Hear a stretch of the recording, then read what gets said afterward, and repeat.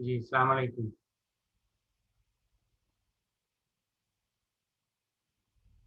वालेकुम सलाम सर। जी आप लास्ट क्लास में नहीं आई थी भाई। सर नेट नेट नहीं आ रहा था। मैंने अब्दुल वहीद को मैसेज कर दिया था कि सर को बता दे, तो लेकिन अपने उसने शायद बताया ही नहीं था। चले एनीवे, तो we are now left with almost 2 chapters. So ये जो चैप्टर है इसे और शायद मोस्ट प्रोबेबली हम नेक्स्ट की आज से खत्म कर लेंगे और फिर एक चैप्टर हमारा बच जाएगा जो नेक्स्ट वीक में हम खत्म करेंगे। और एज यूनिवर्सिटी हैज डिसाइडेड तो आपके एग्ज़ाम्स तो ऑनलाइन ही होंगे, तो सो उसके लिए you should be ready for that. So if you remember, we are discussing these days the disinfection, and we were discussing the different types of disinfectants. And last time we discussed amongst the halogens, we discussed the chlorine, or that can be used as disinfectant. To continuing with that, today we are going to discuss how bromine can be used as disinfectant. Can you see my screen?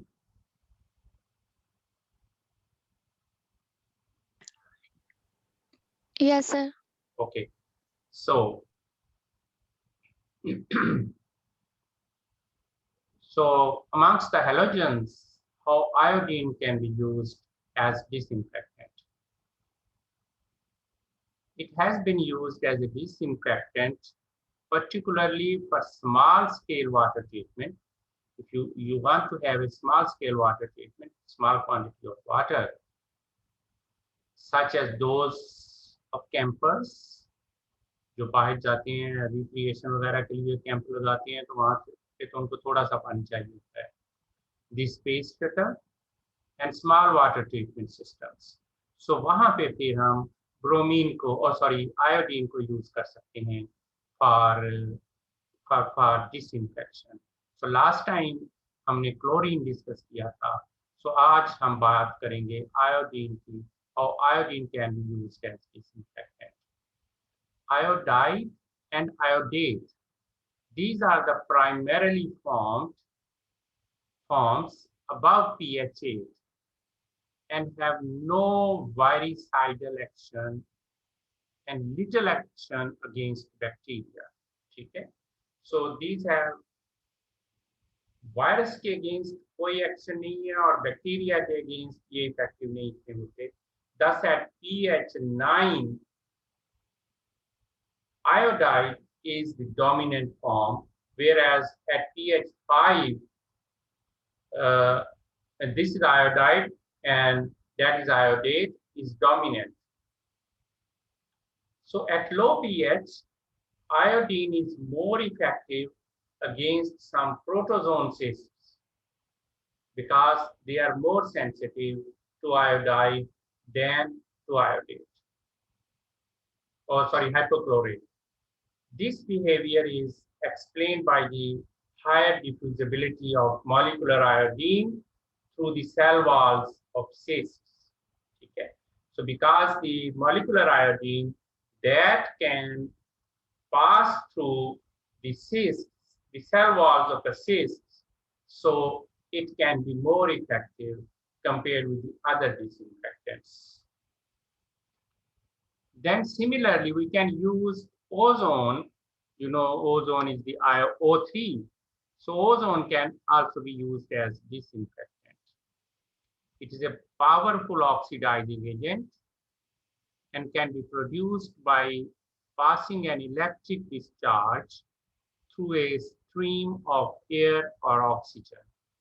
If you pass electric discharge through air, you can get the ozone, which is a very powerful oxidizing agent and can be used for oxidizing or for disinfection through oxidation. It is more expensive than chlorination to apply to drinking water, but it has increased in popularity as a disinfectant because it does not produce trihalomethanes or other chlorinated byproducts which are suspected carcinogens, right? So if you use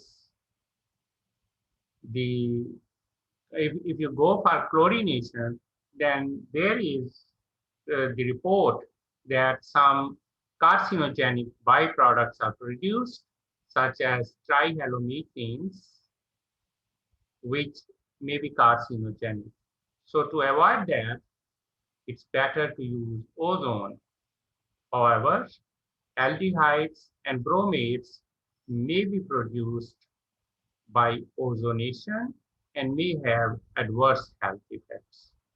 लेकिन although इसके effects कम होते हैं, लेकिन जब आप bromates को treat करते हैं with ozonation, with ozone, then there may be certain aldehydes and bromates which may have adverse health effects. Ozone does not leave any residual in water. कोई चीज वाटर में पीछे रेजिड्यू के तौर पे नहीं छोड़ती है. Ozone treatment is usually followed by chlorination or addition of chloramines.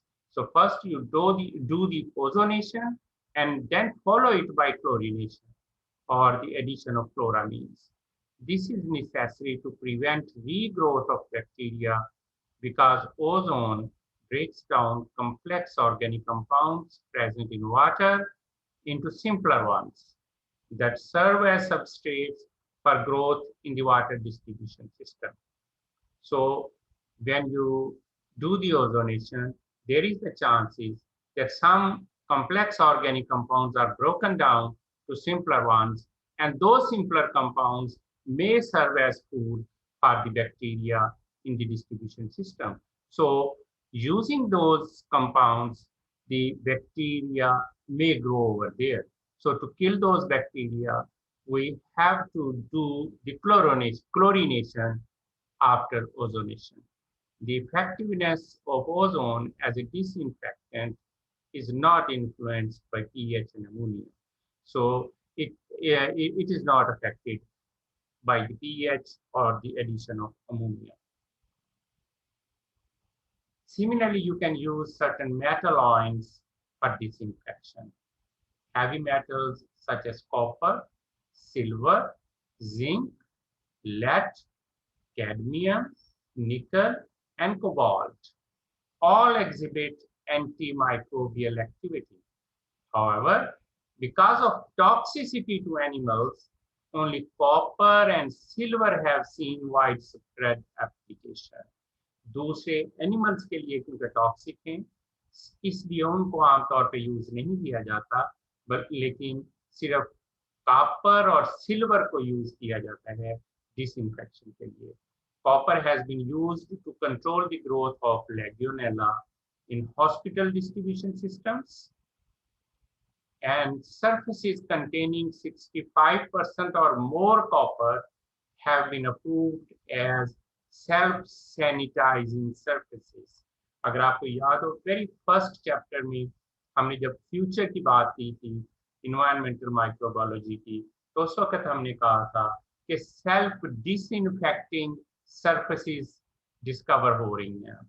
So one of the self-disinfecting surfaces that which has more than 65% copper. So if the surface is made up of 65% or more of copper, then it is self-sanitizing or self-disinfecting. So silver has been used as a bacteriostat added to the activated carbon used in faucet-mounted water treatment devices for home use. So घर में या फिर टूटियाँ showers वगैरह जो होते हैं, उन पे आप यूज कर सकते हैं सिल्वर को as a bacteriostatic agent. And ultraviolet disinfection may also be effective. Use of ultraviolet disinfection of water and wastewater has seen increased popularity because It is not known to produce carcinogenic or toxic byproducts or taste and odor problems. And there is no need to handle or store toxic chemicals. So आपको कोई toxic chemical store करने की जरूरत नहीं है. You just pass ultraviolet rays through that material and that gets disinfected. Unfortunately, it has several disadvantages. वो क्या है? Higher costs than halogens. Halogens की निस्बत इसकी cost ज़्यादा है. Difficulty in determining the UV dose. आपने क्या dose लेनी है UV की? That is very difficult to determine. Maintenance and cleaning of UV lamps. जो UV लैंप है आपने जो यूज करनी है अल्ट्रावायलेट लाइट के लिए, उनकी मेंटेनेंस और क्लीनिंग थोड़ी डिफिकल्ट होती है. And potential photo activation of some enteric bacteria. कुछ इंटेरिक बैक्टीरिया ऐसे हैं जो उस लाइट के साथ दोबारा से रीएक्टिव हो जाते हैं. ठीक है, सो आपने यूवी लाइट दी, वो इनएक्टिव हो गए, लेकिन जब उसको लाइट मिलती है तो they become reactivated again. So these are the drawbacks of ultraviolet disinfection. Then another approach is photodynamic inactivation and photocatalysis. So photodynamic activation or photodynamic action may be defined as the sensitization of microorganisms to inactivation by visible light through the action of certain dyes. ठीक है, सो photodynamic action ये है कि आप sensitize करते हैं micro organisms को कि वो इनएक्टिव हो जाएं बाय विजिबल लाइट. आप विजिबल लाइट सप्लाई करते हैं उसे along with certain dyes such as methylene blue, तो उससे वो इनएक्टिव हो जाते हैं. The dye actually combines with the nucleic acid or another critical site, and the complex absorbs light energy and attains an excited energy state. The excited complex then combines with oxygen as the energy is released in a reaction that results in disruption of chemical bonds and loss of infectivity of the organisms. ठीक है, so जैसे अगर आपको याद हो, इसमें होता है एटॉमिक एब्जॉर्प्शन में या स्पेक्ट्रोफोटोमीटर में, तो एक्साइटेड स्टेट में जाता है एटम, और वो फिर वो एक्साइटेड स्टेट से जो एनर्जी रिलीज करता है उसको आप मेजर करते हैं. सो इसमें होता क्या है, जो डाई होती है वो कंबाइन करती है न्यूक्लिक एसिड के साथ या किसी और क्रिटिकल जगह पे जाके, and that complex which is developed that absorbs light energy and attains an excited energy state. वो excited state में चला जाता है light absorb करके, and the excited complex then combines with oxygen as the energy is released. जब वो energy जो उसने absorb की थी वो release होती है तो oxygen के साथ combine करता है, and due to that reaction there is the disruption of chemical bonds and loss of infectivity of the organism. वो ऑर्गेनिज्म इस काबिल नहीं रहता है कि वो इन्फेक्शन काज कर सके. So titanium dioxide is a photocatalyst that has a similar effect in the presence of UV light. So titanium dioxide एक फोटोकैटलिस्ट है जो कि सिमिलर इफेक्ट करता है यूवी लाइट की मौजूदगी में. अदर केमिकल डिसइंफेक्टेंट्स कौन से हो सकते हैं?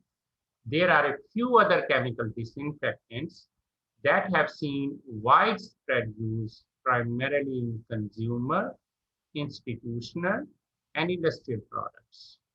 These include spray and wipe disinfectants available to the consumer and are widely used in the food industry. ठीक है, जो disinfecting wipe होते हैं, वो जो टिश्यू होते हैं जो जिनमें डिसइंफेक्टेंट लगा होता है, जो कंज्यूमर को अवेलेबल हैं और फूड इंडस्ट्री में भी यूज होते हैं.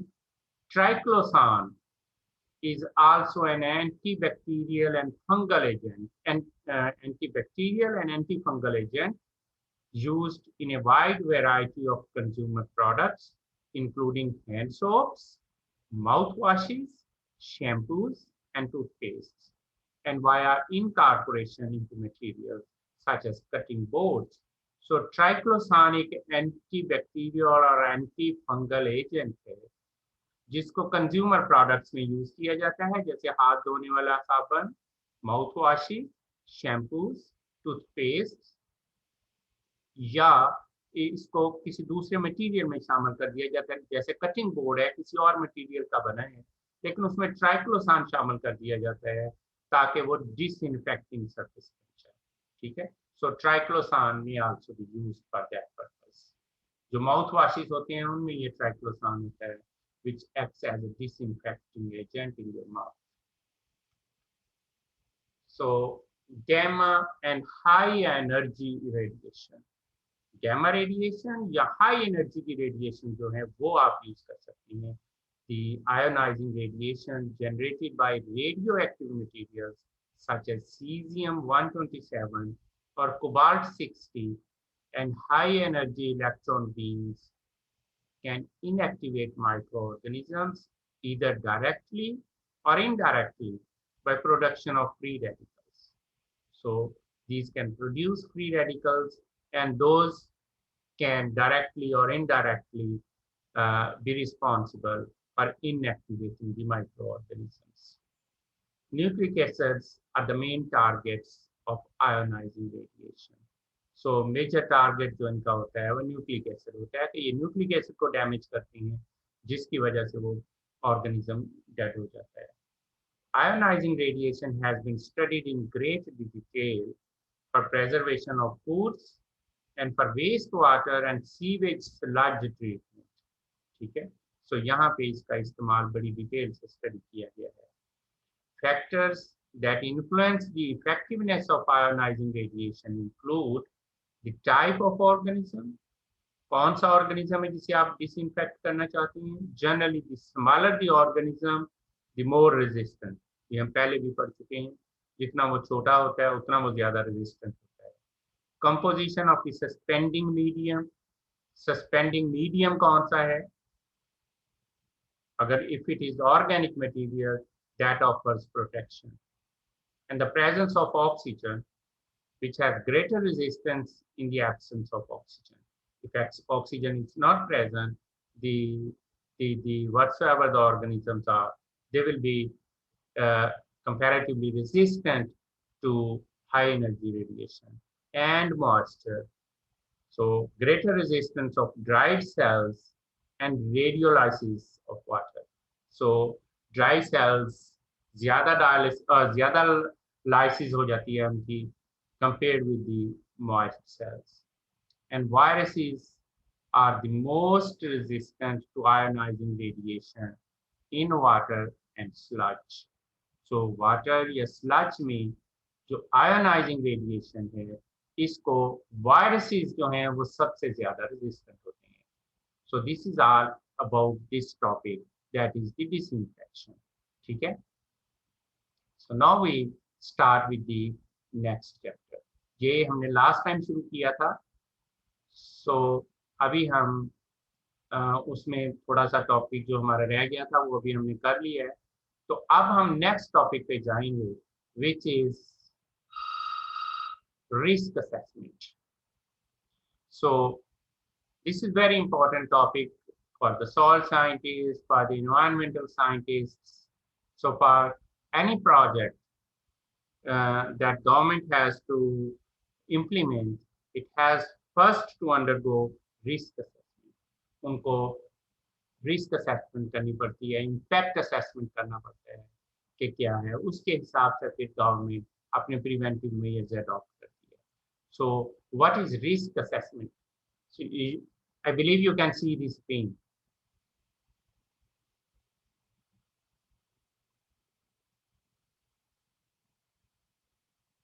Can you see my screen? Yes, sir. Okay. So we are going to discuss the risk assessment. First, let us define what is risk assessment. So it is the process of eliminating both the probability that an event will occur, and the probable magnitude of its adverse effects over a specified period of time. So risk assessment क्या है कि आप किसी खास वक्त पे ये अंदाजा लगाते हैं कि कोई इवेंट होने का क्या चांस है, और अगर वो हो जाएगा तो उसके नुकसान क्या हो सकते हैं। जैसे for example, just for example, आप कहते हैं कि आपकी लैब में सिलेंडर्स पड़े हुए हैं, ठीक है, तो क्या असेस करना चाहते हैं आप कि क्या चांसेस हैं कि इनसे जो गैस लीक हो रही है वो लोगों के लिए प्रॉब्लम काज करे, या आपकी लैब में जो ड्रिंकिंग वाटर अवेलेबल है, आपको किसी ने कह दिया जी इस पानी में तो हैवी मेटल्स हैं तो ये तो प्रॉब्लम काज कर सकती है। देन आपने फिर उसकी रिस्क असेसमेंट करनी है कि उस पानी में जो भी चीज है वो कितने चांसेस हैं कि वो प्रॉब्लम काज करे, और अगर प्रॉब्लम काज करे तो उससे कितना नुकसान हो सकता है, ठीक है। उसके इकोनॉमिक इफेक्ट्स, उसके हेल्थ सेफ्टी इफेक्ट्स और उसके ecology related effects over a period of time, इस सारे को हम रिस्क असेसमेंट कहते हैं। So the process of eliminating both the probability that an event will occur and the probable magnitude of its adverse effects. क्यों करते हैं ये हम? ताकि उस इवेंट को होने से रोका जा सके और उसका जो मैग्नीट्यूड हो सकता है, या अगर रोका नहीं जा सकता तो कम से कम उसको, उसका इफेक्ट जो है एक खास वक्त में उसको कम ही किया जा सके, ठीक है। सो इस सारे को असेस करने के लिए जो टेक्निक यूज की जाती है that is called as risk assessment, जिसमें आप प्रोबेबिलिटी देखते हैं कि कोई इवेंट होने के क्या चांसेस हैं, और अगर वो इवेंट हो जाएगा तो उसका मैग्नीट्यूड क्या होगा, एडवर्स इफेक्ट्स का क्या एडवर्स इफेक्ट्स होंगे। जैसे मैंने पानी की मिसाल दी, कि चलिए आप चिकन की मिसाल ले लें। आजकल बड़ा शोर है जी कि चिकन में ये चीजें होती हैं, एंटीबायोटिक्स होती हैं, फलां होता है फलां होता है। तो आपको ये असाइनमेंट दी गई है कि आप ये हिसाब लगाएं कि आपके हॉस्टल में रिस्क असेसमेंट करें कि पोल्ट्री का मीट, चिकन मीट खाने से क्या चांसेस हैं कि इसके हार्मफुल इफेक्ट्स हों स्टूडेंट्स पे, और अगर हों तो वो कितने होंगे। इस सारे को रिस्क असेसमेंट कहते हैं, ठीक है। आप उसका सारा हिसाब लगाएंगे, अच्छा जी चिकन का एनालिसिस करेंगे कि चिकन में कितने परसेंट है वो एंटीबायोटिक्स फॉर एग्जांपल, या कंटेमिनेंट जो भी है वो कितने परसेंट है। फिर आप देखेंगे कि एक स्टूडेंट एक दिन में कितना चिकन खाता है, एक हफ्ते में वो कितना चिकन खाएगा, एक महीने में कितना चिकन खाएगा, इतना चिकन खाने से उसके अंदर कितने वो हार्मफुल जो मटेरियल्स हैं वो इंजेस्ट होंगे, और उनसे क्या इफेक्ट हो सकते हैं, ठीक है। ये सारा प्रोसेस जो है इसको रिस्क असेसमेंट कहते हैं। सो क्यों की जाती है, what are the uses of risk assessment? So it is done for setting standards for concentrations of toxic chemicals or pathogenic microorganisms in water or food. So risk assessment का process इसलिए किया जाता है कि आप ये assess करना चाहते हैं कि आपके वाटर में, पानी में या आपकी फूड में जो आप ले रहे हैं उनका क्या स्टैंडर्ड होना चाहिए कि इस लेवल तक उनमें ये केमिकल अगर हो या ये पैथोजेनिक माइक्रो ऑर्गेनिज्म हो तो हम उसको यूज कर सकते हैं। अगर इससे ज्यादा हो तो हम कहेंगे कि नहीं जी इस पानी को या इस फूड को यूज नहीं करना चाहिए। Assessing the risk from the release of genetically altered organisms. आजकल ये दुनिया क्लियरली डिवाइडेड है in two schools of thought. One is of the opinion that genetically altered organisms have no drawback, have no problem. Genetically modified crops आ गई हैं, genetically modified animals आ गई हैं, ठीक है। तो उसका रिस्क असेस करने के लिए आप रिस्क असेसमेंट करते हैं कि क्या वाकई इनका कोई नुकसान है या नहीं, ठीक है। conducting baseline analysis of contaminated sites or facilities to determine the need for remediation and the extent of cleanup required.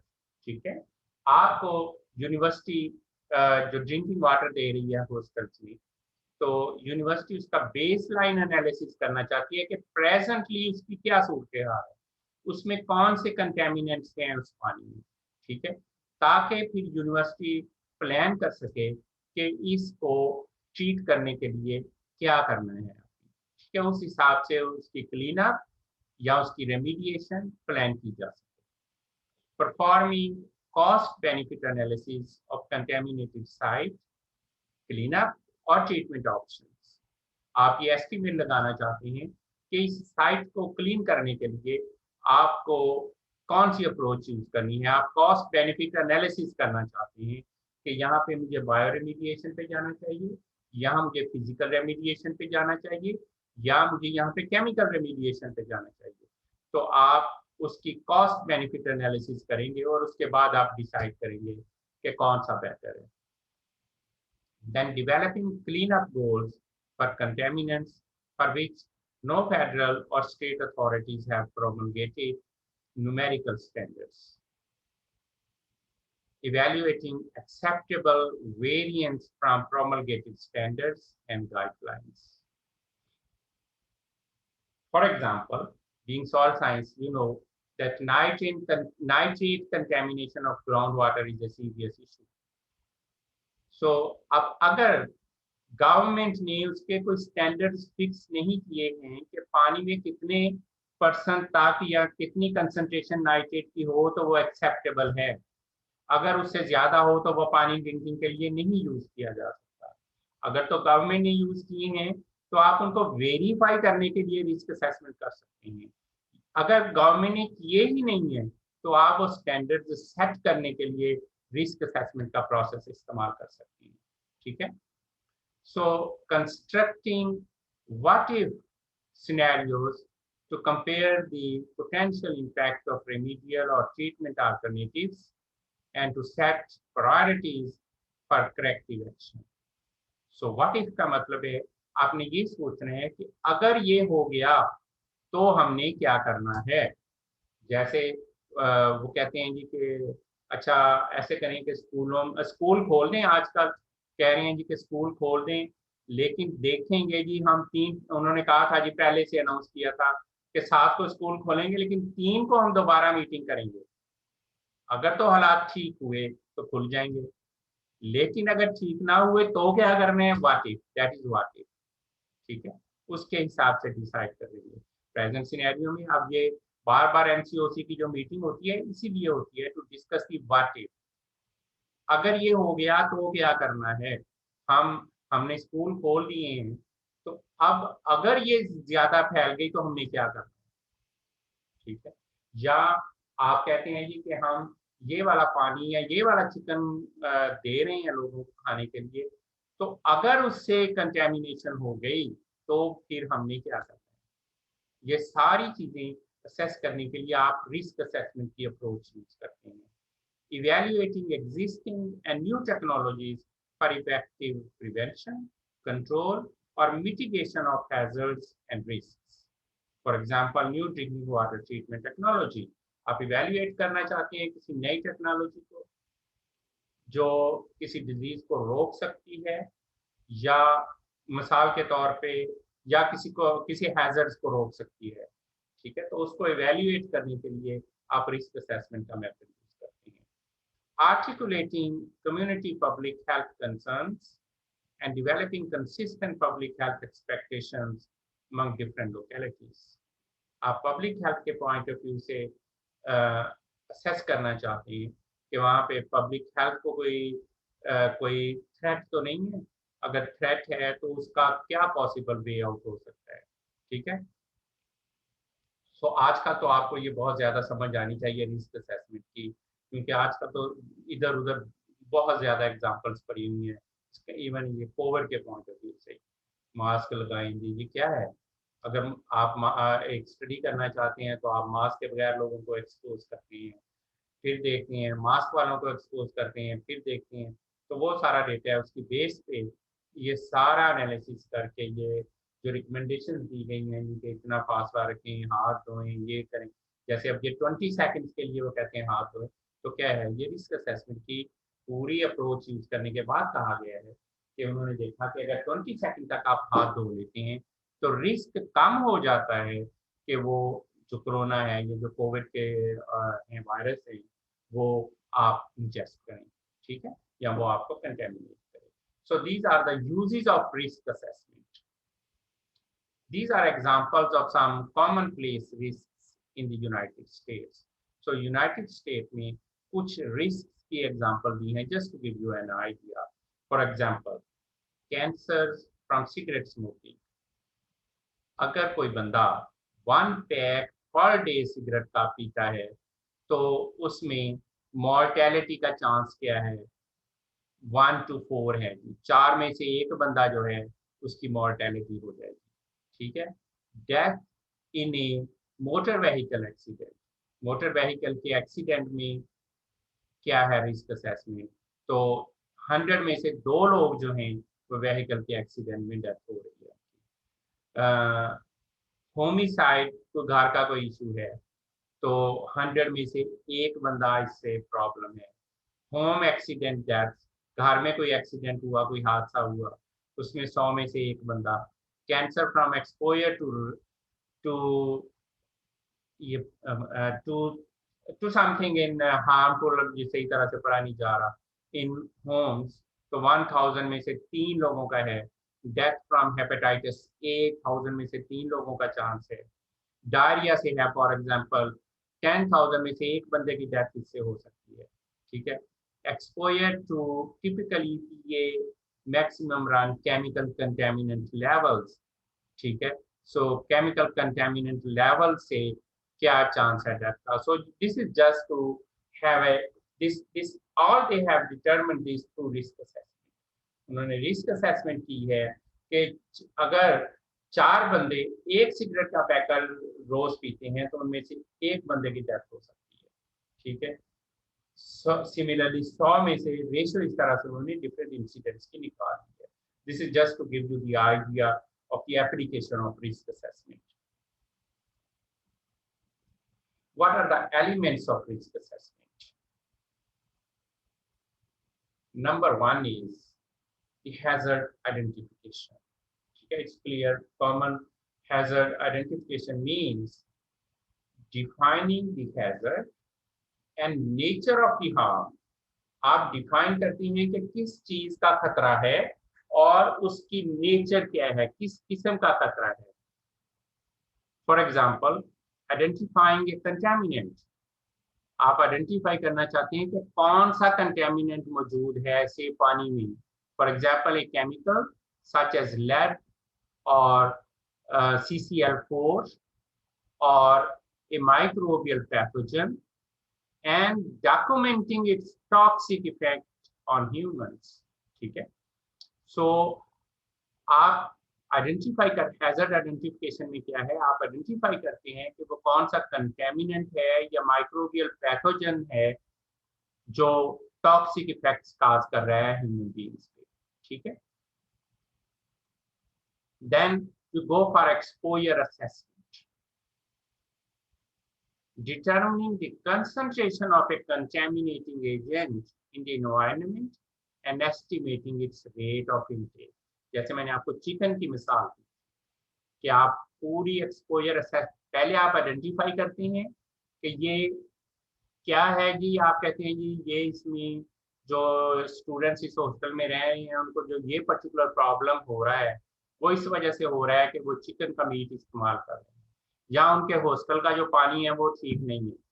फिर वो उसकी असेसमेंट करते हैं कि एक बच्चा कितना पानी पीता है दिन में या कितना चिकन खाता है, उससे उसकी एक्सपोजर कितनी होती है, उसका रेट ऑफ इनटेक क्या है, उससे वो जो हार्मफुल कंटेमिनेंट है कितना उसकी इनटेक हो रही है। So that is assessed. For example, determining the concentration of Salmonella in a meat product and determining the average dose that a person would ingest. Similarly, जैसे मैंने चिकन की मिसाल दी थी कि आप चिकन खा रहे हैं, मीट की प्रोडक्ट ले रहे हैं और वो कंटेमिनेटेड है सैल्मोनेला से, आप एस्टिमेट करते हैं कि एक बंदा कितना मीट खाता है और इस तरह से मीट में सैल्मोनेला की क्या कंसंट्रेशन है, तो आप गैस करते हैं कि वो बंदा ऑन एन एवरेज कितनी डोज सैल्मोनेला की इंजेस्ट करता है जो प्रॉब्लम काज कर सकती है। Then dose response assessment, quantifying the adverse effects arising from exposure to a hazardous agent based on the degree of exposure. So आप फिर अंदाजा लगाते हैं कि जनाब जितनी डिग्री ऑफ एक्सपोजर होगी उसकी बेस पे आप कहते हैं कि अगर एक बंदा इतनी उसकी इतनी इतनी उसकी एक्सपोजर है तो उसमें ये प्रॉब्लम हो सकता है, ये प्रॉब्लम हो सकता है। आप उसको क्वांटिफाई कर लेते हैं कि अगर नाइट्रेट्स की कंसंट्रेशन इतनी हो पानी में और वो बंदा इतना पानी पिए तो इतने दिन के बाद उसमें नाइट्रेट की कंसंट्रेशन प्रॉब्लमेटिक हो जाएगी और वो इस डिजीज से सफर कर सकता है। This assessment is usually expressed mathematically as a plot showing the response in living organisms to increasing doses of the agents. ऐसे ही है जैसे आप फर्टिलाइजर्स के ट्रायल्स में करते हैं कि आप डिफरेंट डोजेस अप्लाई करते हैं और प्लांट का रिस्पॉन्स टेस्ट करते हैं और उसकी बेस पे फिर आप रिकमेंडेशन करते हैं फाइनली कि ये इतनी फर्टिलाइजर आपने डालनी है। इसी तरह से अगर आप देखना चाहते हैं लैब में कि जो माइक्रो ऑर्गेनिज्म है वो हैवी मेटल्स को रेजिस्टेंट हैं या नहीं है फॉर एग्जांपल, तो आप डिफरेंट डोजेस अप्लाई करते हैं। या कोई पैथोजन है, आप वो पैथोजन लैब में टेस्ट करते हैं कि वो जो पैथोजन है वो कितना लेवल तक अगर हो तो वो डिजीज काज करता है और अगर उसकी पॉपुलेशन इससे कम हो तो वो डिजीज काज नहीं करता है। All this is called as dose response assessment, कि कितनी डोज हो तो वो क्या प्रॉब्लम काज करेगी। देन इज रिस्क कैरेक्टराइजेशन, क्या रिस्क होगा उसको कैरेक्टराइज करते हैं। Estimating the potential impact like human illness, बंदे बीमार हो जाएंगे, और death of a micro organism और chemical based on the severity of its effects and the amount of its exposure. आप रिस्क की कैरेक्टराइजेशन करते हैं on the basis of this के वो वहाँ पे कौन सा पैथोजन है या केमिकल है, उसकी कितनी सिवियरिटी है इफेक्ट्स की, क्या वो थोड़ा बहुत इलनेस काज करेगा या डेथ काज कर देगा। जैसे फॉर एग्जांपल आजकल कोविड के बारे में कहा जाता है कि अगर आपने वैक्सीनेशन करवा ली हुई है तो ये श्योरिटी तो नहीं है कि आपको दोबारा से इन्फेक्शन नहीं होगी, वो हो सकती है लेकिन उसकी सिवियरिटी कम होगी। ठीक है, so all is set on the basis of risk assessment techniques. लेकिन इसमें रिस्क कैरेक्टराइजेशन में दो इंपॉर्टेंट चीजें इन्वॉल्व होती हैं। One is called as uncertainty analysis and other is risk projection and management. So before going to the next element of risk assessment, let us see what is this uncertainty analysis in risk characterization and what is risk projection and management. So uncertainty analysis क्या है? So उसमें certain ऐसी चीजें भी हैं जो risk को characterise करते हुए आपके रिजल्ट्स को आपको you cannot be certain about the results. What are those factors or those reasons? Uncertainty is inherent in every step of the risk assessment process.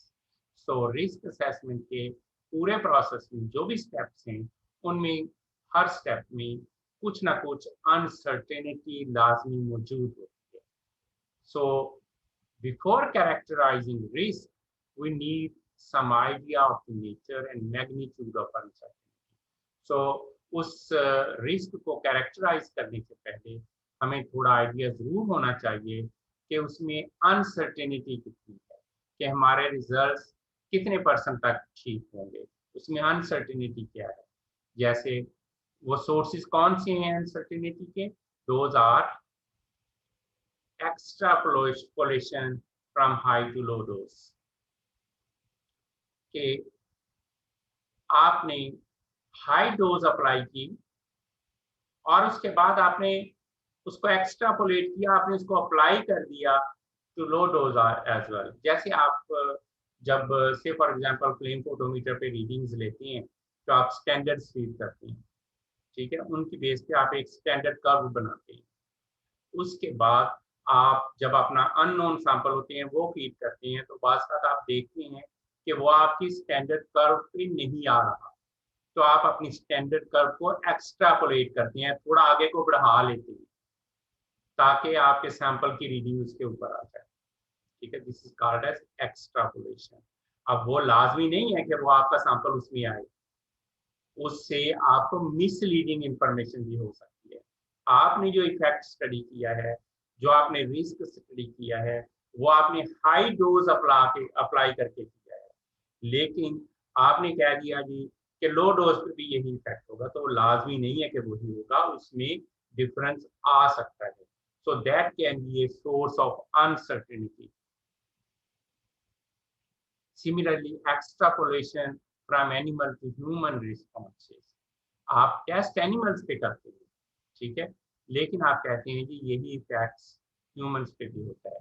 Test आप कोई से फॉर एग्जांपल कोई न्यूट्रिएंट है या कोई पैथोजन है, वो आप अप्लाई करते हैं रैट्स पे, देखते हैं उसमें डिजीज काज हो गई, तो आप कह देते हैं ह्यूमन बींग्स में भी ये डिजीज काज करेगा।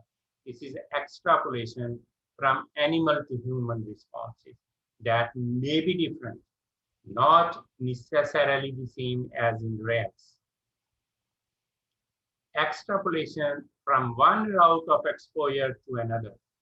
आप जो टेस्ट किए हैं वो तो आपने किसी बंदे को किए हैं, से फॉर एग्जांपल इंजेक्शन लगा के, और बाद में आप उसकी टेबलेट बना लेते हैं और आप कहते हैं आप इसको जी हमने चेक किया है कि अगर ये डोज आप ऑरली दे दें तो इसका इफेक्ट होता है, हालांकि आपने ओरली टेस्ट नहीं किया होता, आपने टेस्ट तो इंजेक्शन लगा के किया होता है। This is extrapolation from one route of exposure to another. Limitation of analytical methods. आपके एनालिटिकल मेथड्स में बात का प्रॉब्लम होता है। से फॉर एग्जांपल आपको ये पता है कि जो से नाइट्रेट है कि नाइट्रेट की कंसंट्रेशन से अगर 100 ppm से ज़्यादा हो जाए तो ये हार्मफुल होती है, ये प्रॉब्लम काज कर सकती है। अब आपके पास जो इंस्ट्रूमेंट है वो 100 ppm तक डिटेक्ट ही नहीं करता है, उसकी डिटेक्शन लिमिट ही नहीं है 100 ppm। आप कह देते हैं ये पानी सेफ है, हालांकि वो तो 100 ppm पे था, आपके इंस्ट्रूमेंट में इशू था, ठीक है। या वो आपका जो एनालिटिकल मेथड आप यूज कर रही हैं वो नाइट्रेट को डिटरमिन ही नहीं कर रहा, और आपने कह दिया बस कि नहीं है इसमें नाइट्रेट, हालांकि उसमें नाइट्रेट्स मौजूद थे, आप मेथड गलत यूज कर रहे थे, ठीक है। So limitation of analytical methods. Then the estimates of exposure. आप जो एस्टिमेट्स लगाते हैं एक्सपोजर्स के, दोज में भी सोर्सेज ऑफ अनसर्टेनिटी। जैसे हमने स्टूडेंट्स की मिसाल दी थी, आपका एस्टिमेट गलत भी हो सकता है कि स्टूडेंट जी ऑन एन एवरेज दिन में इतना चिकन खाते हैं, तो हफ्ते में इतना चिकन खाएंगे, महीने में इतना चिकन खाएंगे, तो महीने में इतने चिकन खाने से इतना सैल्मोनेला जाएगा, ठीक है। तो ये एस्टिमेट्स आपके गलत भी हो सकते हैं, कोई ज़्यादा चिकन खा रहा है, कोई कम खा रहा है, ठीक है। तो वो एस्टिमेट्स जो हैं दोज में be the source of uncertainty. So these were the one source of uncertainty. One, we discussed the sources of uncertainty. Then the second factor is risk projection and management. In this phase, exposure and dose response assessments are integrated to yield probabilities of effects occurring in humans under specific exposure conditions. इसमें क्या करते हैं कि exposure and dose response assessments करते हैं, और फिर आप कहते हैं कि जनाब इतनी उसको आप इंटीग्रेट करते हैं टू द यील्ड प्रोबेबिलिटीज, ठीक है, ऑफ हैविंग सर्टेन इफेक्ट्स, ठीक है, कि आप एक्सपोजर और डोज की बेस पे कह देती हैं कि जनाब अब अगर इतनी डोज हो, इतना एक्सपोजर हो, तो ह्यूमन बीइंग्स में ये प्रॉब्लम काज हो सकता है, ठीक है. So all this is risk projection and management. This was risk projection, and in management, it includes consideration of social, political, and economic issues, as well as the engineering problems inherent in proposed solution. आप solution बता देते हैं. से for example कहीं पे disease हो रही है, किसी एक एरिया है, उस एरिया में फॉर एग्जाम्पल आप कहते हैं कि यहाँ पे लोगों का गला बड़ा खराब होता है. आप उनको कह देंगे अच्छा ठीक है, इसकी मैनेजमेंट ये है कि अगर ये लोग डेली वाइन के 2 ग्लास पी लिया करें तो इनका गला खराब नहीं होगा. अब क्या किया आपने? आपने सोशल इशू को नहीं देखा कि वहाँ पे एक रिलीजियस एक सोशल इशू है कि वो ये काम नहीं कर सकते. ठीक है. सो आपने मैनेजमेंट ऑप्शन बताने से पहले इस चीज को ध्यान में नहीं रखा. पॉलिटिकल इशू नहीं देखा आपने. ठीक है. आपने इकोनॉमिक इशू नहीं देखा. वो जैसे वो बड़ा मशहूर है ना, वो फ्रांस की मलका का, कि वो लोगों ने जुलूस निकाला कि रोटी बड़ी महंगी हो गई है, तो उसने कहीं नहीं कहीं केक खा ले. तो उसने इकोनॉमिक इशू नहीं ना देखा कि गरीब बंदा केक कहाँ से लेके आएगा. यहाँ आप ये कह देंगे कि अच्छा ठीक है, यहाँ पे ऐसे करें, एक मशीन लगा दें जो पानी को ट्रीट करके सेफ पानी लोगों को प्रोवाइड करे, और वहाँ पे मशीन लगाना मुमकिन ही ना हो, इंजीनियरिंग प्रॉब्लम हो. ठीक है. सो this is risk management. Next element of ये 2 चीजें थी जो हमने रिस्क कैरेक्टराइजेशन में की है. अदरवाइज हम डिस्कस कर रहे हैं एलिमेंट्स ऑफ रिस्क, जिसमें रिस्क असेसमेंट, जिसमें हमने हैजर्ड आइडेंटिफिकेशन कहा, डोज रिस्पॉन्स असेसमेंट कहा, फिर हमने रिस्क कैरेक्टराइजेशन कहा, अब हम रिस्क कम्युनिकेशन की बात कर रहे हैं. सो it is the interactive process of information and opinion exchange among individuals, groups and institutions.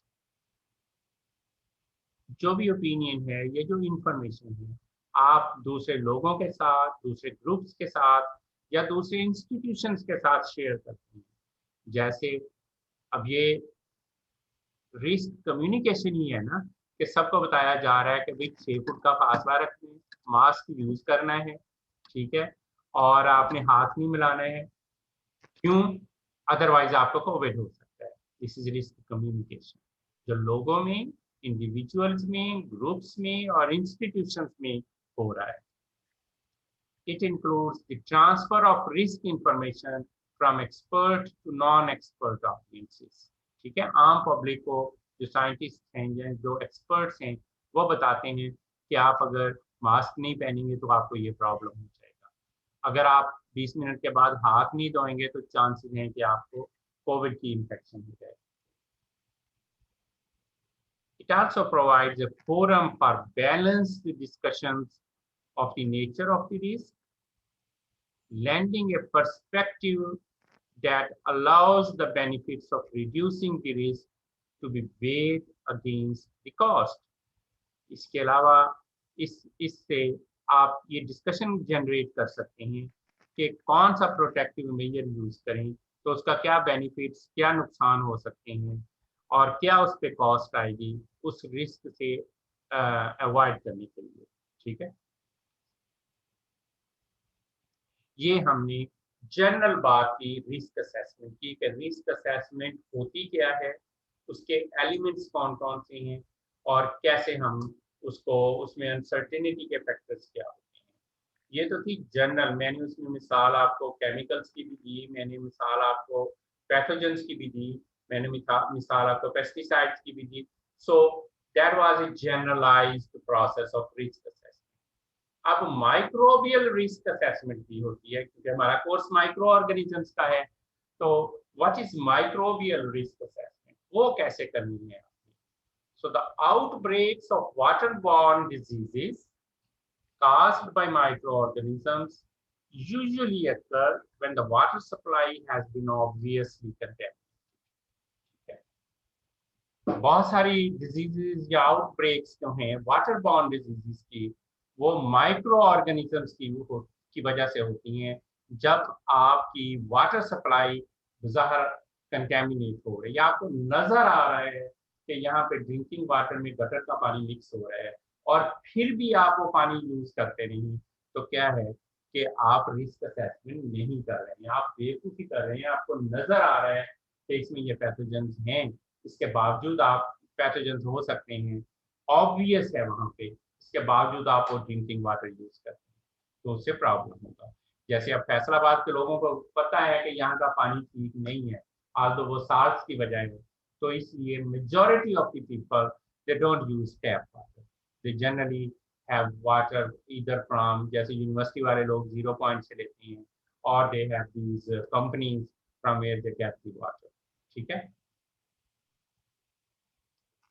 So in such high level cases, the exposure is manifest and cause and effect are relatively easy to determine. अब जहां तो obviously नजर आ रही हो contamination, आपको नजर आ रहा है कि जो क्या कहते हैं कि ड्रिंकिंग वाटर सीवर वाटर से के साथ मिक्स हो रहा है, तो क्या है, ऑब्वियस है कंटेमिनेशन। लेकिन बाज़ जगहों पे ऐसे भी होता है कि एक्सपोजर जो है वो बाहर नजर नहीं आ रही होती। ठीक है। बाज़ जगह पे तो इजी हो रहा होता है, आप cause and effect are relatively easy to determine, आप बड़े आराम से कह सकते हैं कि ये इस वजह से हो रहा है। लेकिन बाज़ का वो मुश्किल होता है कि ये क्यों हुआ है प्रॉब्लम। सो जहाँ पे तो इन सच हाई लेवल केसेस जहाँ पे ज्यादा एक्सपोजर हो, the exposure is manifest and cause and effect are relatively easy to determine, आप बड़े आराम से गैस कर लेते हैं कि ये इस वजह से हुआ है। ठीक है। However, exposure to low level microbial contamination is difficult or impossible to determine epidemiologically।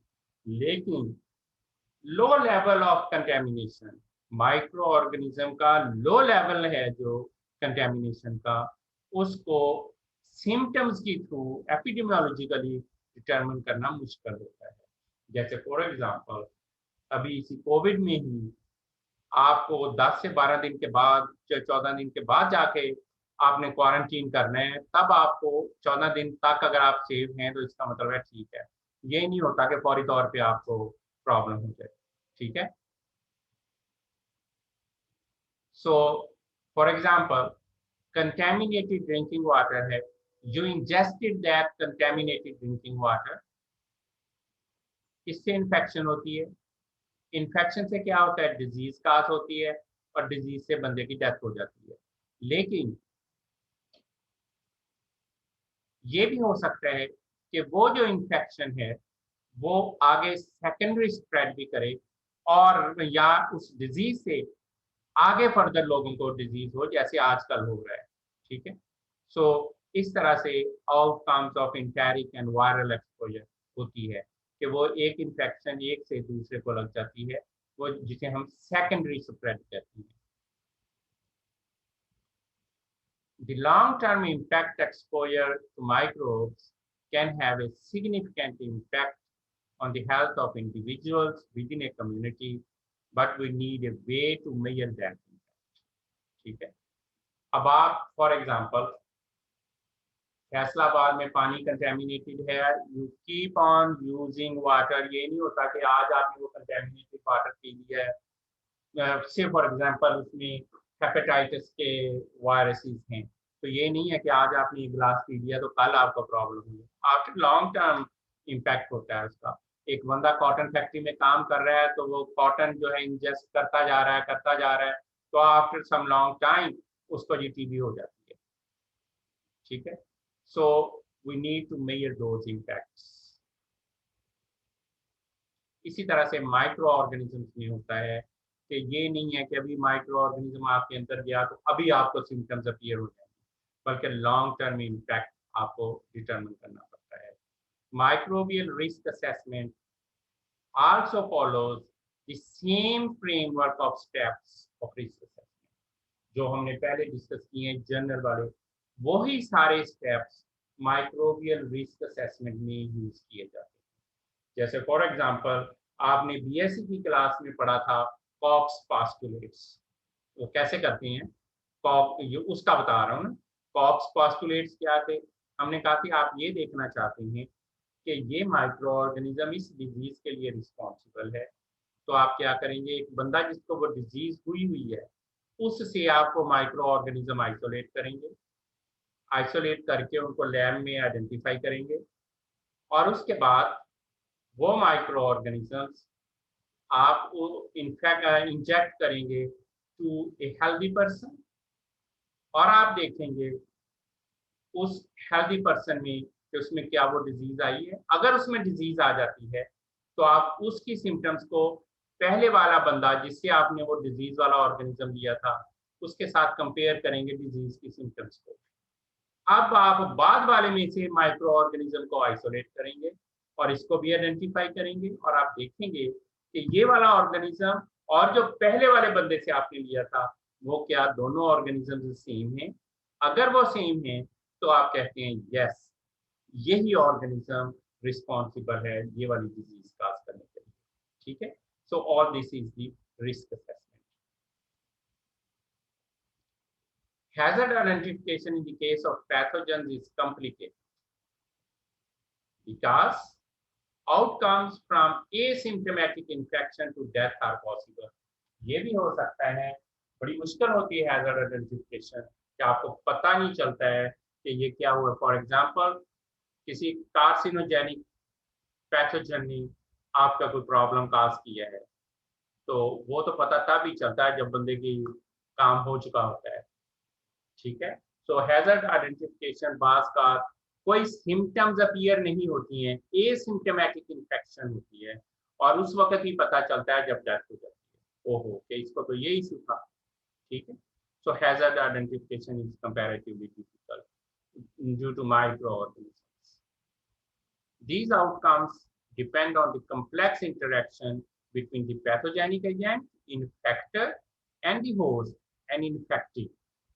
वो जो पैथोजन है उसमें और बंदा जो इन्फेक्ट हो रहा है, इन्फेक्टी जो है, दोनों में बड़ी कम्प्लेक्स इंटरेक्शन होती है, और वो लाजमी नहीं है कि वो इंटरेक्शन हर बंदे में सेम हो। जैसे किसी आप मैं आप कोशिश करता हूँ कि कॉमन आपको एग्जांपल दूं, तो कोविड ही में ले लें। जैसे कहते हैं तकरीबन हर बंदे को ये कोविड हो गया है, लेकिन जो रेजिस्टेंट थे जिनकी इम्यूनिटी अच्छी थी उनमें सिम्टम्स अपीयर नहीं हुई, जिनमें इम्यूनिटी कम थी उनमें सिम्टम्स अपीयर हो गए। ठीक है, सो हर बंदे की इंटरेक्शन कॉम्प्लेक्स होती है, जिसकी वजह से hazard identification due to pathogenic agent is quite difficult. The interaction in turn depends on the characteristics of the host as well as the nature of the pathogen.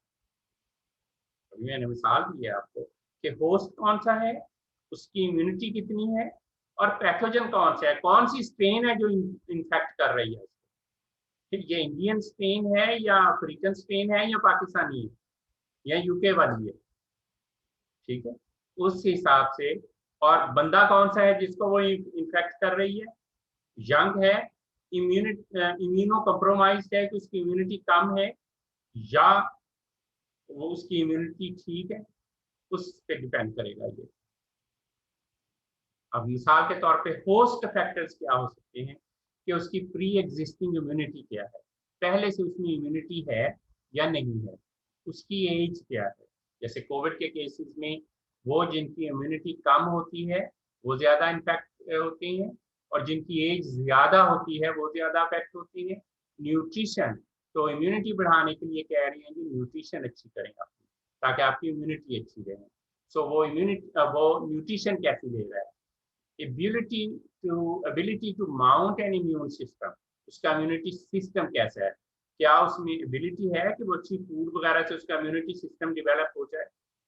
Other non specific factors, और भी कुछ ऐसे factors हो सकते हैं जिनको specify करना मुश्किल है, लेकिन वो जो डायरेक्टली और इनडायरेक्टली आपकी रेजिस्टेंस, आपकी इम्यूनिटी को अफेक्ट करते हैं, those are included in the host factors.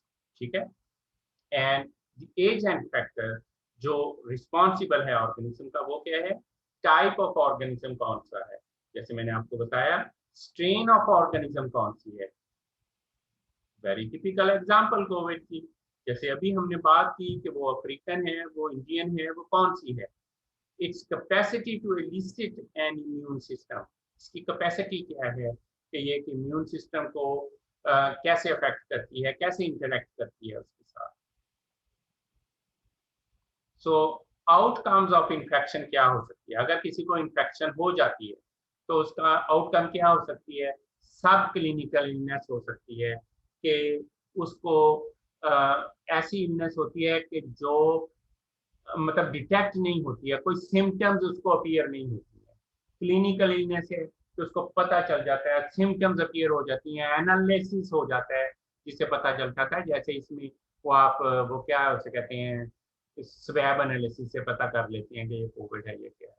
या बाज का आउटकम इन्फेक्शन की यही होती है कि कोई सिम्टम्स नहीं आती, कोई कुछ पता नहीं चलता और मॉर्टेलिटी हो जाती है। ठीक है, सो this is in case of pathogens. So just by the way the criteria for drinking water की हम उसकी बात कर रहे थे, थोड़ा सा है कि the environmental protection agency EPA America की जो है has recently recommended that any drinking water treatment process should be designed to ensure that human populations are not subjected to risk of infection greater than 1 to 10,000 for a yearly exposure। ठीक है, ईपा ने ये कहा है कि अगर आप drinking water treatment process को यूज कर रहे हैं तो उस ड्रिंकिंग वाटर ट्रीटमेंट प्रोसेस को इस तरह से आपने डिजाइन करना है कि उस पानी को यूज करने वाले लोगों में इन्फेक्शन का रिस्क 10,000 लोग एक साल तक अगर वो पानी यूज करें तो उनमें से एक बंदे को इन्फेक्शन का चांस हो, इससे ज्यादा नहीं। अगर इससे ज्यादा को चांस हो इन्फेक्शन का तो आपको अपनी ट्रीटमेंट के प्रोसेस को बेहतर करना होगा। इसका मतलब है आपका ट्रीटमेंट का प्रोसेस, वाटर ट्रीटमेंट का प्रोसेस बेहतर नहीं है। ठीक है, एंड दैट्स इट। अब आपका कोई क्वेश्चन है तो आप पूछ सकते हैं।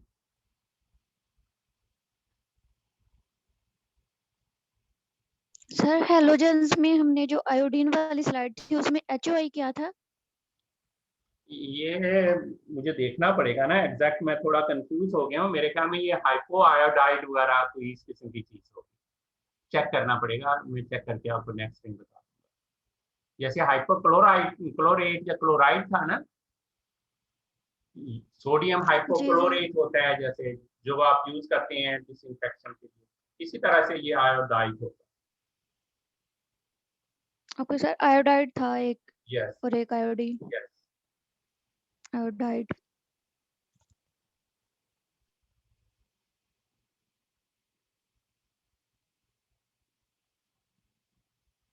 जी, आज वाला तो ये सिंपल ही था रिस्क असेसमेंट। तो मेरे ख्याल में तो हर बंदे को इन चीज़ों का पता ही होता है, जस्ट उनको टेक्निकली ज़रा थोड़ा सा प्रेजेंट किया है हम लोगों ने। और ये लास्ट टॉपिक है? नहीं, अब एक चैप्टर रह गया हमारा जो लास्ट टॉपिक होगा। जी सर। जी, लास्ट टॉपिक हमारा है माइक्रोबियल इश्यूज, कि आजकल क्या मेजर माइक्रोबियल इश्यूज हैं। जिनमें से एक तो मेजर यही है, ये कोविड। हमने ऑफ कोर्स इसकी डिटेल नहीं पढ़नी है, लेकिन हमने ये पढ़ना है कि क्या प्रॉब्लम्स हो सकते हैं मेजर और उनको कैसे डील किया जा सकता है। That is our last topic. तो उसके बाद फिर हम प्लान करेंगे पेपर। जी सर ठीक है। उससे रेलेवेंट जो आपका लास्ट चैप्टर जो हम इंशाल्लाह शुरू करेंगे ट्यूसडे को, उससे रेलेवेंट एक मैं डॉक्यूमेंट्री भी आपको व्हाट्सएप पे शेयर करूंगा, वो आप देख लें। और उससे रेलेवेंट यूट्यूब वगैरह से आपको बहुत सारी डॉक्यूमेंट्रीज मिल जाती हैं। ठीक है, वो that is so important in that particularly the जो एंटी माइक्रोबियल रेजिस्टेंस है, this is the burning issue these days. ठीक है, तो इवन आप इससे अंदाजा कर सकते हैं कि anti microbial issue amongst those issues हैं जो यूनाइटेड नेशन की जनरल असेंबली में डिस्कस हुआ कि इसका कोई हल निकाला जाए। पर्टिकुलरली अमेरिका में ये बहुत इशू आ गया है, इसलिए जो डेवलप्ड कंट्रीज हैं उनमें आप देखते हैं कि वहाँ पे जल्दी कहीं डॉक्टर्स आपको एंटीबायोटिक्स नहीं देते हैं, and antibiotics there are not a counter medicine. Counter medicine पे जो मर्जी जाके ले लो, ऐसी मेडिसिन नहीं है वहाँ पे, उसके लिए डॉक्टर की प्रेस्क्रिप्शन होना लाजमी है। तो प्रॉब्लम क्या है कि वो जो यूज़ कर रहे हैं हम एंटीबायोटिक्स जो ब्लाइंडली यूज़ कर लेते हैं हम, उससे क्या होता है कि micro organisms they are developing resistance against those antibiotics. तो जस्ट आप फोर्स ये करें कि अगर से गले का एक आपका गला खराब हुआ, आपने एंटीबायोटिक लिया, ठीक हो गया, अगर वो पैथोजन जो आपका गला खराब कर रहा है वो रेजिस्टेंस डेवलप कर लेते हैं अगेंस्ट एंटीबायोटिक, तो फिर उस एंटीबायोटिक से तो अगली दफा वो ठीक नहीं होगा, अगली दफा आपको उससे स्ट्रॉन्ग एंटीबायोटिक लेना पड़ेगा, अगली दफा उससे स्ट्रॉन्ग लेना पड़ेगा। तो इससे ये प्रॉब्लम आ रहा है कि एंटीबायोटिक रेजिस्टेंस या एंटी माइक्रोबियल रेजिस्टेंस वो कहते हैं, ये डेवलप हो रही है, जिसकी वजह से वो एक टाइम आएगा कि डिजीज को कंट्रोल करना मुश्किल हो जाएगा। ठीक है, हमारे यहाँ पे जी सर। जैसे एक मैंने रिपोर्ट पढ़ी थी कि सिंध में ये इशू है कि वहाँ पे जो टाइफाइड के पैथोजन हैं, those have developed the resistance against common medicines which were used to be given to the typhoid patient। ठीक है, तो जी सर। वहाँ पे उसकी प्रेवलेंस ज्यादा हो रही है। सो सर इधर तो हमारे तो बहुत ज्यादा देते हैं एंटीबायोटिक तो वो गलत देती है, डॉक्टर ना। तो वो जी that is sir. Not wise approach. उसके लिए बाहर ऐसे नहीं करते, वो पहले आपकी कल्चर करवाते हैं कि कौन सा पैथोजन है जो आपको प्रॉब्लम काज कर रहा है। कल्चर करवाने के बाद उसकी पर्टिकुलर जो एंटीबायोटिक है जो उसके लिए इफेक्टिव है वो ही देती है। ठीक है, और उसकी भी लो डोज से शुरू करती है, ये नहीं करते कि पहली दफा ही आपको हाई डोज देते। ठीक है, जी लेकिन सर। हमारी सर अवाम की भी ये कल्चर डेवलप हो गई, हम कहते हैं बस एक ही दफा डॉक्टर के पास जाएं, वो एक ही दफा इंजेक्शन लगा दे सब ठीक हो जाए, जिससे ये जी सर। प्रॉब्लम हो रहे हैं। जी आप कहना चाह रही हैं। सर एक्चुअली मुझे ना टाइफाइड हुआ था, तो वो ना डॉक्टर ने इतनी ज्यादा दी एंटीबायोटिक्स, तो वो 14 डेज का था उसका कोर्स ना, तो 14 डेज में वो ठीक हो गया। हम्म, लेकिन अब मैं एरिथ्रोसिन खाऊं ना, एरिथ्रोमाइसिन, जी जी, तो उसका कोई असर ही नहीं होता। यस, यही यही आपके लिए टिपिकल एग्जांपल है, यही मैं कह रहा हूँ कि ये आजकल के टाइम का एक बहुत ही बर्निंग इशू है एंटी माइक्रोबियल रेजिस्टेंस का, कि आपके वो जो, क्योंकि देखें आपके बॉडी में बहुत सारे यूजफुल ऑर्गेनिजम्स भी हैं, तो एक दूसरा नुकसान स्ट्रॉन्ग एंटीबायोटिक्स लेने का ये होता है कि वो जो यूजफुल है माइक्रो ऑर्गेनिजम्स आपके बॉडी में हैं वो भी मर जाते हैं, जो आपकी डाइजेशन में हेल्प कर रहे होते हैं वो भी खत्म हो जाते हैं, तो फिर आपको प्रीबायोटिक्स लेने पड़ते हैं।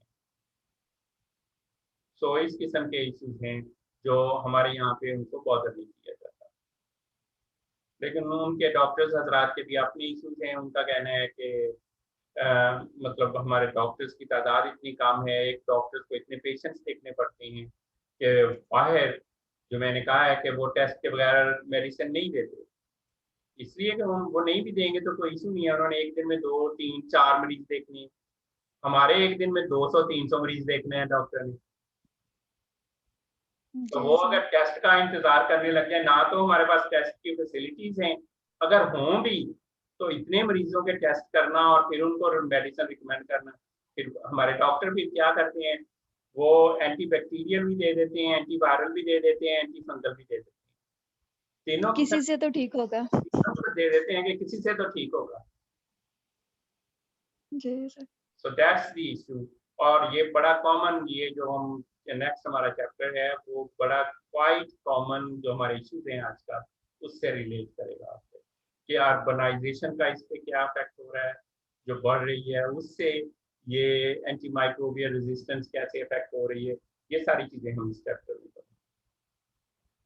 जी ठीक है जी, फिर ओके, जी sir. Take care of yourself. आप लोगों ने वैक्सीनेशन करवा ली है? सर अभी नहीं आया कोड, तो कोड आप मैसेज देखिए, कर दिया आप था। रजिस्ट्रेशन करवाई है तो आपको आएगा ना फिर कोड। हाँ जी सर। जी, तो वो यूनिवर्सिटी को तो उन्होंने कह दिया है ना कि 6 तारीख तक सब टीचर्स अपनी कंप्लीट करेंगे, रोज की रोज रिपोर्ट देनी होती है कि कितने लोगों ने करवा ली है। जैसे हमारी लैब में जी जितने सर। लोग हैं, जितना स्टाफ है, सबकी वैक्सीनेशन हमने उनको कोर्स करके कहा है कि जाके करवा के आए हैं। वो अपना आईडी कार्ड लेके गए हैं और उनकी हो गई है वैक्सीनेशन। तो नहीं सर, यूनिवर्सिटी स्कूल खोल दिए लेकिन स्कूल्स के टीचरों की मतलब नहीं करवाई अभी तक। करवाई क्यों नहीं? उन्होंने तो टीचर्स को कहा है अगर कोई करवाए ना तो एक अलग बात है, अदरवाइज गवर्नमेंट की इंस्ट्रक्शन यही है, स्पेशल काउंटर बनाए हैं उन्होंने कि वहां पे आप अपनी जॉब का सर्टिफिकेट ले जाएं और अपना आईडी कार्ड दिखाएं, आपको रजिस्ट्रेशन करवाने की जरूरत भी नहीं, बस वहां पे जाके अपना आईडी कार्ड दिखाएं, आपकी वो वैक्सीनेशन कर दें। टीचर्स के लिए करवा ही नहीं रहे ना साल लोग। तक लाजमी करें। जी सर। तो हमारे लोग खुद डर रहे हैं, कोई कोई रीजन बना रहा है, कोई रीजन बना रहा है जिसकी वजह से इशू आ रहा है। हम ऐसे ही सुनी सुनाई बातों के पीछे तो भाग पड़ते हैं। चलें जी, ठीक है, okay, thank you very much, take care of yourself.